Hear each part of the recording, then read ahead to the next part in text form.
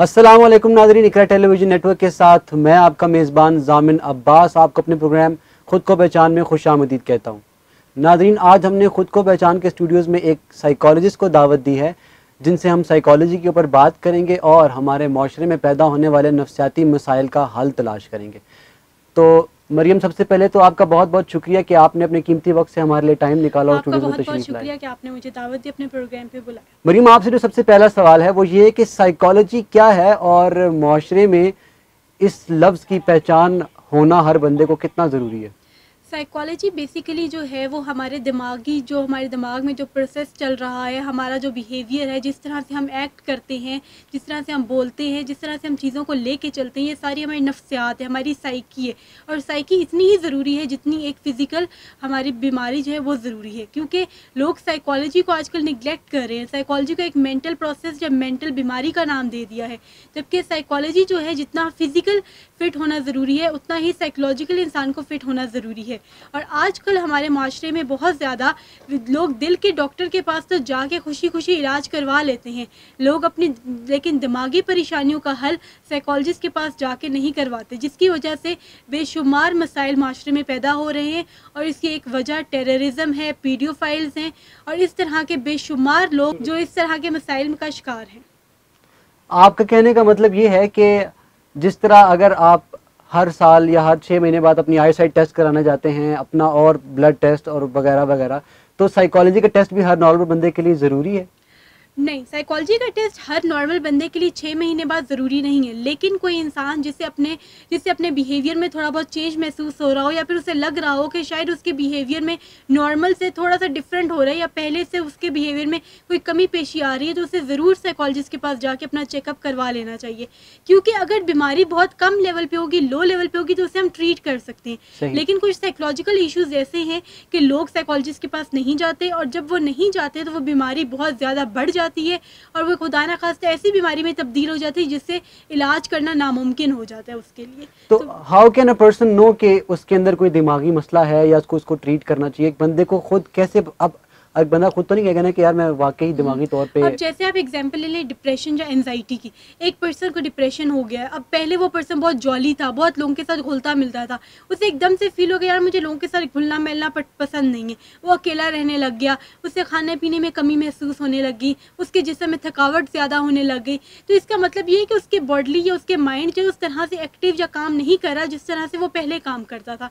तो उसके लिए जो है उसके लिए बहुत ज़रूरी है कि वो अपने आप को असेस करे कि आया मेरे अंदर ये प्रॉब्लम्स क्यों आ रहे हैं। अगर तो उसका रिजल्ट मिल जाता है तो कोशिश करे कि उससे क्योर करे, अदरवाइज वो साइकोलॉजिस्ट के पास जाए, और साइकोलॉजिस्ट के पास जाना कोई शर्म की बात नहीं है। बिल्कुल यही एक मसला है। आपकी बात काटते हुए मैं एक बात करूंगा कि यही एक मसला हमारे माशरे में है कि लोग इसको एक शेमफुल एक्ट समझते हैं कि यार मैं खुद जाऊंगा साइकोलॉजिस्ट के पास और कहूंगा कि यार मुझे मसला है, like I want a treatment. तो एग्जैक्टली बिल्कुल आप सही कह रहे हैं कि हमारे माशरे में जो है लोग फिजिकल डॉक्टर के चेकअप के लिए जाते हैं, लेकिन साइकोलॉजिकल मसला सिर्फ ये कि हमारी तरबियत में है। हम बच्चों को ये चीज़ नहीं सिखाते कि बेटा अब अगर किसी को साइकोलॉजिकल इशू है तो वो भी उसका प्रॉब्लम है, उसे अंडरस्टैंड करें, उसका मजाक ना उड़ाएं। आजकल माशरे में जवान हो, बच्चा हो, बूढ़ा हो, मजाक उड़ाते हैं कि हाँ तुम साइकोलॉजिस्ट के पास जा रहे हो, जबकि ये चीज़ बिल्कुल, ये हमारे माँ बाप की तरबियत का बहुत बड़ा रोल है। सेकेंडली मैंने आपको बताया था कि मैंने ऑनलाइन साइकोलॉजिस्ट पेज जो यूज़ किया है उससे मुझे बेतहाशा हर रोज़ मैसेजेस आते हैं अपनी नौजवान नस्ल के कि हमें ये प्रॉब्लम है, हमें ये प्रॉब्लम है। जबकि अगर हम क्लिनिक पे जाके बैठे तो क्लिनिक पे लोग नहीं आते, इसी वजह से नहीं आते कि वो स्टिग्मेटाइजेशन की वजह से वो अपने घर बैठे रह जाते हैं और अपनी परेशानियों से लड़ के जब हिम्मत हार बैठते हैं तब घर वाले उन्हें किसी डॉक्टर के पास लेके जाते हैं। सही। तो आपका कहने का मतलब है कि अगर वो थोड़ा पहले आ जाए, हम उस बीमारी को ग्रास रूट लेवल से पकड़ लें और उसको ट्रीट कर सकते हैं। बिल्कुल, हम बिल्कुल बीमारी को ग्रास रूट लेवल से पकड़ के उसे ट्रीट कर सकते हैं। बेसिकली ये साइकोलॉजिकल प्रॉब्लम्स के जो इश्यू स्टार्ट होते हैं वो बचपन से ही स्टार्ट होता है। या तो एक बच्चा है, जैसे एक बहुत नामवर साइकोलॉजिस्ट है फ्रॉइड, उसने कहा था कि जब बच्चा पैदा होता है तो जो उसकी माँ उसकी परवरिश देती है वहाँ से ही बच्चे की ग्रोथ, मेंटल और फिजिकल डेवलपमेंट स्टार्ट हो जाती है। और अगर उस ग्रोथ में अगर उसकी परवरिश के दौरान उसे प्रॉपर तरह से नरिशमेंट नहीं मिली गई या प्रॉपर तरह से उसकी केयर नहीं की गई तो वहाँ से के प्रॉब्लम स्टार्ट होना शुरू हो जाते हैं। अच्छा मरीम, आप माशाल्लाह मुख्तलिफ हॉस्पिटल में अपनी सर्विसेज दे रही हैं, उसके अलावा ऑनलाइन भी सर्विसेज दे रही हैं, तो आप ये बताइए कि आजकल आपको माशरे में ज़्यादा किन डिसऑर्डर्स का सामना करना पड़ रहा है, कौन से पेशेंट ज़्यादा आ रहे हैं? और उसकी वजह क्या आजकल है? जो है बच्चों के बहुत ज़्यादा मसाइल आ रहे हैं। बच्चों के मसाइल ये हैं कि स्कूल नहीं जाना, एजुकेशन प्रॉब्लम्स हैं, फिर पेरेंट, और सबसे बड़ा मसला पेरेंट और फादर में कॉन्फ्लिक्ट है। जब मियाँ बीवी में कॉन्फ्लिक्ट होता है तो बच्चों की मेंटल सेहत पे बहुत ज़्यादा इफेक्ट पड़ता है। बच्चे एग्रेसिव हो रहे हैं, उसकी वजह से मार धाड़ का शिकार हो रहे हैं, अपने साथ वाले बच्चों को मारते हैं, उनके साथ खेलते नहीं हैं, चीज़ें शेयर नहीं करते। वो कहते हैं हमने स्कूल नहीं जाना क्योंकि स्कूल का टीचर का हार्श बिहेवियर है, बच्चे मजाक उड़ाते हैं। एक तो ये इशू बहुत ज़्यादा आ रहा है सही। और वो पढ़ाई से बहुत ज़्यादा दूर भागते हैं। सेकेंड इशू जो बहुत ज़्यादा आ रहा है आजकल नौजवान नस्ल का, वो है डिप्रेशन, एनजाइटी, कैरियर की टेंशन्स। फिर उसके बाद स्कूल में जिसमें यूनिवर्सिटी लेवल पे उनसे कोई काम नहीं हो रहा, कोई प्रोजेक्ट नहीं हो रहा, तो हमारे जो साथ के नौजवान हैं वो इतने हेल्प आउट नहीं करते, जिसकी वजह से वो डिप्रेशन की तरफ चले जाते हैं। और थर्ड पॉइंट ये है कि बहुत ज़्यादा जो है इश्यूज़ हमारे पास रिलेशनशिप प्रॉब्लम्स के आ रहे हैं। न्यूली मैरिड कपल्स के बहुत इश्यूज़ आ रहे हैं। न्यूली मैरिड कपल में अंडरस्टैंडिंग डेवलप नहीं होती क्योंकि एक्सपेक्टेशंस बहुत ज़्यादा हाई हो गई हैं माशरे की, और हमारे नौजवानों में हर चीज़ को, जैसे टीवी मीडिया ने हर चीज़ को बहुत ज़्यादा परफेक्ट दिखाना शुरू कर दिया कि लोगों को लगता है कि लाइफ ऐसी ही परफेक्ट है, जबकि लाइफ में बहुत ज़्यादा स्ट्रगल्स करनी पड़ती हैं। तो ये वाले इश्यूज़ जो बहुत ज़्यादा आजकल देखने में आ रहे हैं। आपने जो पहला इशू एक डिस्कस किया वो जो बच्चों का था कि स्कूल नहीं जाना या जिद करते हैं या बहुत रोते हैं, तो ये मसला वाकई माशरे में बहुत ज़्यादा है। तो इसको क्योर करने के लिए आप क्या करते हैं, आप क्या ट्रीटमेंट करते हैं? बेसिकली हम पहले बच्चों को माँ बाप बच्चों को बताते ही नहीं स्कूल है क्या। माँ बाप अपनी जान छुड़वाने के लिए बच्चों को स्कूल भेज देते हैं। तो पहले हम बच्चों को अंडरस्टैंडिंग डेवलप करते हैं कि बेटा आप स्कूल जाएं, आप स्कूल जाएंगे तो आपके वहाँ बहुत ज़्यादा फ्रेंड्स बनेंगे। स्कूल सिर्फ जाके पढ़ने का काम स्कूल नहीं है, स्कूल जाके आप अपने आप को डेवलप करते हैं, आप आहिस्ते आहिस्ते लोगों के साथ इंगेज होते हैं। क्योंकि आप देखें कि बाहर के स्कूलों में जाएँ तो पहले 4-5 क्लास तक उनके टेस्ट या पेपर्स वगैरह नहीं होते, बस उनके साथ जाते हैं, बच्चों के साथ घुलते मिलते हैं, खेलते हैं, वो तमीज़ तरीका सीखते हैं और वो घर आ जाते हैं और थोड़ी बहुत नॉलेज गेन कर लेते हैं। जबकि पाकिस्तानी स्कूल्स में ये सबसे बड़ा प्रॉब्लम है कि बच्चा स्कूल जाता है, उसके आगे किताबों का ढेर रख देते हैं, जिसकी वजह से वो स्ट्रेस आउट होता है। फिर अगर उसे सबक नहीं याद हो रहा तो टीचर उसे डांटती है, इस वजह से बच्चा कहता है कि मैंने स्कूल नहीं जाना। लेकिन अगर हम इसके लिए टीचर्स की काउंसलिंग होना भी बहुत ज़्यादा ज़रूरी है कि टीचर्स को बताया जाए कि एक छोटा बच्चा 3 साल का वो इतना ज़्यादा स्ट्रेस नहीं ले सकता। उसे पहले इंगेज करें कि बेटा सिर्फ उसे इस हद तक इंगेज करें कि वो स्कूल आए, आके बैठे, बच्चों के साथ दोस्ती करे, अपना लंच वगैरह शेयर करे, और इस चीज़ों के साथ जो है वो अपने प्रॉब्लम्स को, और हम अपने प्रॉब्लम्स या सॉल्यूशंस बच्चों को स्कूल जाने का एक जज्बा पैदा कर सकते हैं कि स्कूल एक अच्छी चीज़ है। जबकि हमारे यहाँ दिखाया जाता है कि स्कूल जाना है, बस पढ़ना है जाके, और पढ़ के बस घर आ जाना है, फिर घर आके ट्यूशन जाना है। जबकि सिर्फ लाइफ जो है बच्चों की लाइफ को हमने एक स्टक करके रख दिया है, इस वजह से बहुत ज़्यादा प्रॉब्लम। सही। नाज़रीन, वक्त हुआ एक छोटे से ब्रेक का, आप कहीं मत जाएगा। We will be right back after a short break.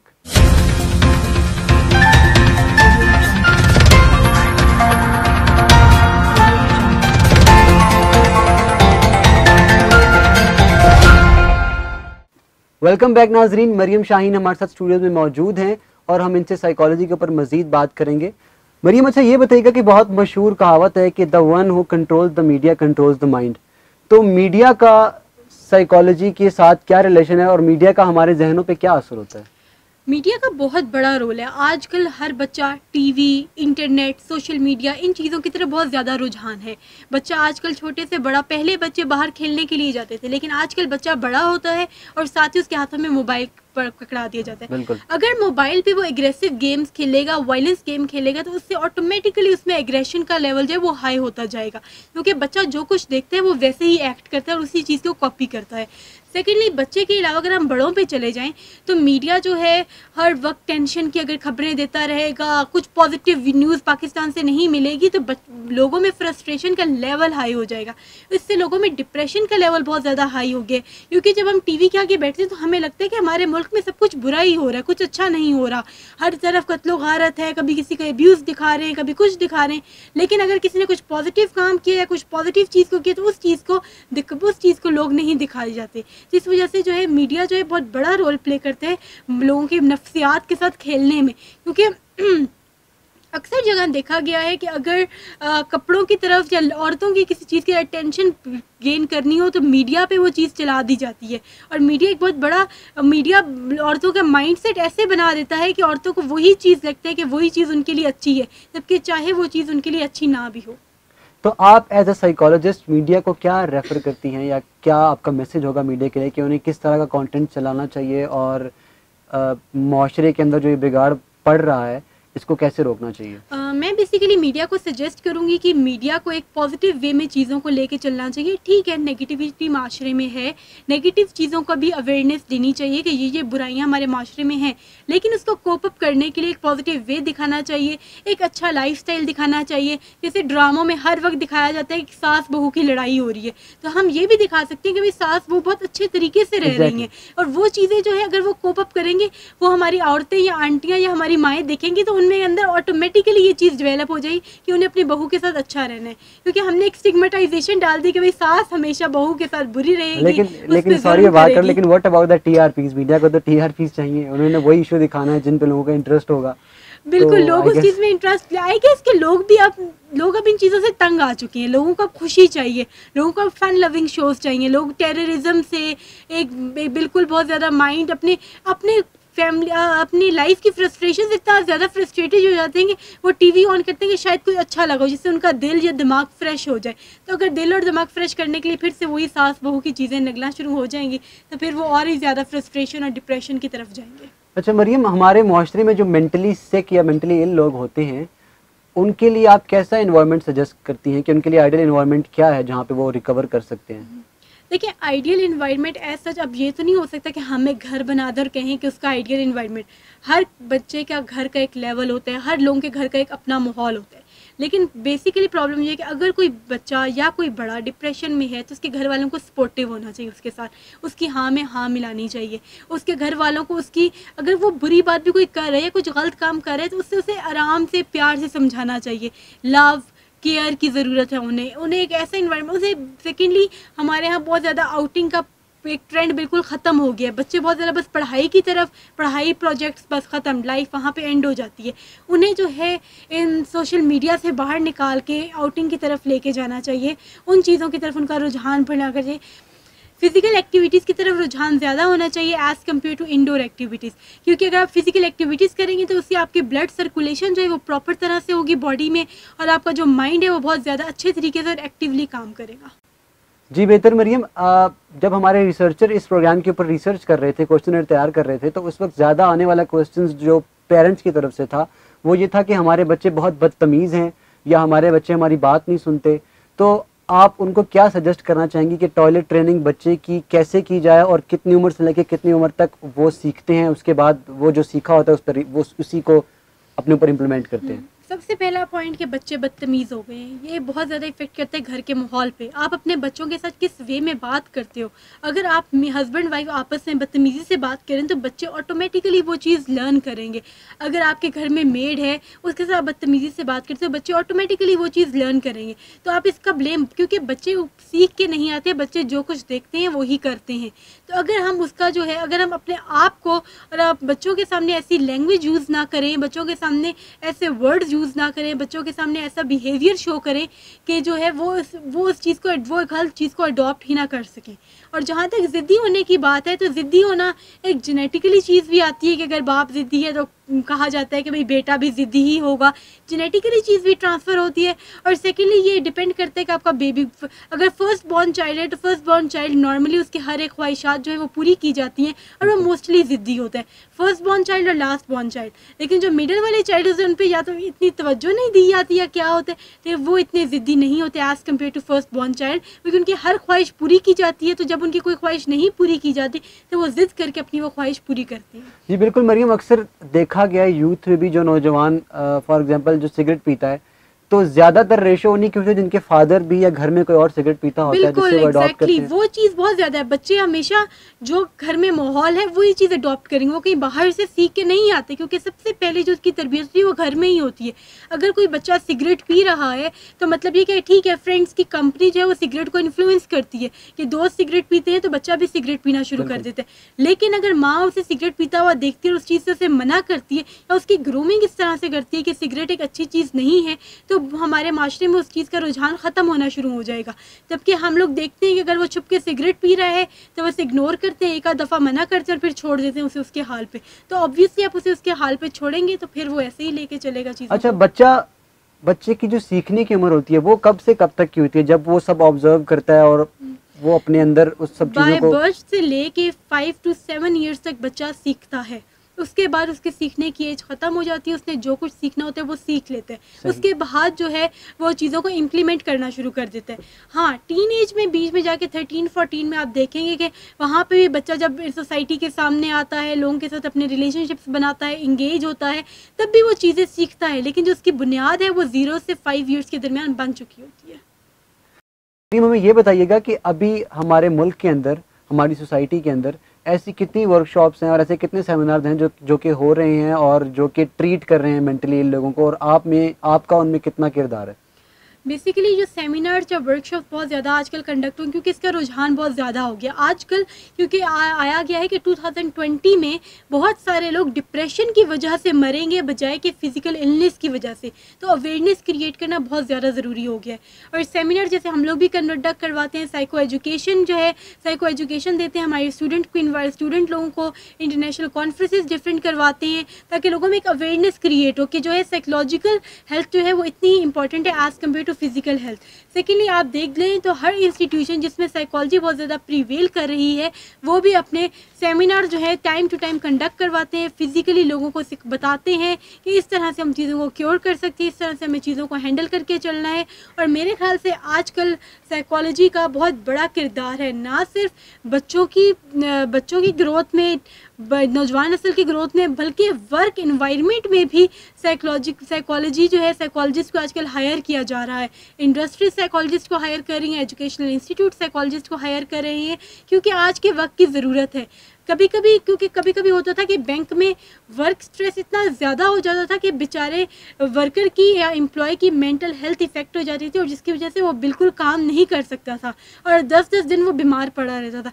जबकि साइकोलॉजिस्ट अब जो है बैंक में रखा जाता है ताकि जो है उसे वो बताया जाए कि एक वर्कर के लिए इतना काम जो है उसके लिए सूटेबल है, उससे उसकी मेंटल हेल्थ भी ठीक रहेगी और फिज़िकल हेल्थ भी ठीक रहेगी।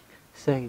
मरियम, प्रोग्राम के एंड में अगर आप कोई मैसेज देना चाहें अपनी फील्ड के रिगार्डिंग तो ज़रूर। मैं मैसेज सबसे पहले ये देना चाहूँगी कि हमें जो है साइकोलॉजी को एक तरह से एक बुरा सब्जेक्ट नहीं समझना चाहिए। उसकी अवेयरनेस हमारे मुल्क में बहुत ज़्यादा ज़रूरी है और उसकी अवेयरनेस क्रिएट करना, उसके बारे में नॉलेज लोगों को पहुंचाना बहुत ज़्यादा ज़रूरी है, क्योंकि नफ्सियाती मसाइल बहुत ज़्यादा प्रिवेल करें हमारी सोसाइटी में, चाहे बच्चा है, चाहे नौजवान है, चाहे एक मैरिड कपल है या चाहे एक बूढ़ा इंसान है, हर एक में कहीं ना कहीं नफ्सियाती मसाइल हैं। और मैं ये भी रिक्वेस्ट करूँगी अपनी नौजवान नस्ल से, अपने यंग से या उन पेरेंट्स से कि वो अपने बच्चों को, अगर कोई बच्चा इस प्रॉब्लम से गुजर रहा है तो उसे सपोर्ट करें, बजाय कि उसका मजाक उड़ाएं, बजाय कि उसके जो है उसे एक सोसाइटी से बिल्कुल कट ऑफ कर दें, जबकि उसे अपना पार्ट समझें, उस प्रॉब्लम के साथ डील करें और उसे कोशिश करें कि उस प्रॉब्लम को मैनेज कर सके। क्योंकि अगर उनकी सपोर्ट होगी तो वो बच्चा जल्दी कोप अप कर लेगा, बजाय कि वो लोनली रह के उसे बहुत टाइम लगेगा उसी डिसऑर्डर या उसी डिजीज़ से बाहर निकलने में। जी Mariam, thank you very much. आप हमारे स्टूडियोज़ में तशरीफ़ लाई और इतने अच्छे मैसेजेस आपने हमारे खुद को पहचान के प्लेटफॉर्म से लोगों को दिए। एक दफ़ा फिर आपका बहुत बहुत शुक्रिया। आपका बहुत बहुत शुक्रिया कि आपने मुझे बुलाया और मुझे मौका दिया कि मैं आज के प्रोग्राम में बात कर सकूं। जी नाज़रीन, इसी के साथ प्रोग्राम खुद को पहचान का वक्त ख़त्म हुआ जाता है। अपने मेज़बान ज़ामिन अब्बास को इजाज़त दीजिए। इंशाअल्लाह मिलते हैं आपसे अगले प्रोग्राम में इसी अपनेपन के साथ कि अपना बहुत ख्याल रखिएगा। अल्लाह हाफ़िज़।